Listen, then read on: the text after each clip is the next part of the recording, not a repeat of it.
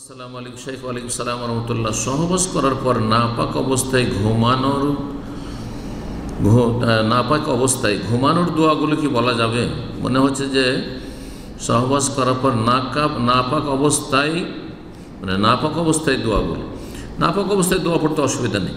জি, যে ঘুমাবার জন্য যে দোয়াগুলি রয়েছে আজকার পড়া যাবে, তবে কোরআনের যে আয়াতগুলি রয়েছে, সূরা রয়েছে, আয়াতুল কুরসি পড়া, যেমন সূরায়ে ইখলাস, ফালাক, নাস আর কাফিরুন পড়া, সূরায়ে সিজদা পড়া, সূরায়ে মুলক পড়া, এগুলো জায়েজ নয়। জি, এগুলি জায়েজ নয়। অন্যান্য দোয়াগুলি পড়তে পারেন। জি, জিকির আজকারগুলি।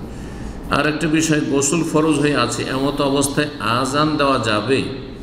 আজান দেওয়া যেতে পারে। যদি মিনারা হয়, মসজিদের বাইরে আজান হয়, তো আজান দিতে অসুবিধা নেই। আজান দেওয়ার জন্য বড় বা ছোট নাপাকে থেকে পবিত্রতা শর্ত নেই। যে গোসল ফরজ থাকা অবস্থায় আজান দেওয়া জায়েজ। ওলামারা বলেছেন শুধু উত্তম হচ্ছে পবিত্র অবস্থায়, ওযু অবস্থায়, আর বড় ছোট নাপাকে থেকে পবিত্র থাকা অবস্থায় আজান দেওয়া হচ্ছে মুস্তাহাব। আমি একটা মসজিদের ইমাম, ফজরের আজান দিতে হয়, ভালো কথা, কিন্তু আজকাল তো আজান মাইকে দিতে হয় মসজিদের ভিতরে যদি আজান দিতে হয়, তাহলে আপনি সহবাস করে দৌড় দিয়ে চলে যাবেন মসজিদে?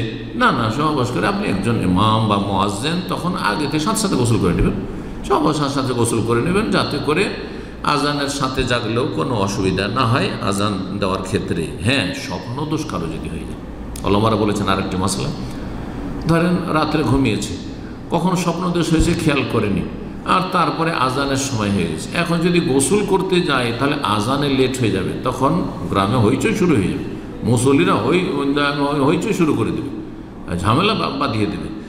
সেই ক্ষেত্রে এই অনিষ্ট থেকে রক্ষার জন্য উজুটা করে, তাড়াতাড়ি উজু করে নিয়ে নাপাকিটাকে হালকা করে নেন, আপনার অপবিত্রতা হালকা করে নিয়ে আপনি যান, আর মাইকের কাছে গিয়ে আজানটা দিয়ে বসবেন না, আপনি সেখানে আজান দিয়ে তাড়াতাড়ি আবার মসজিদে বেরিয়ে যাবেন, আর তারপরে গোসল করবেন।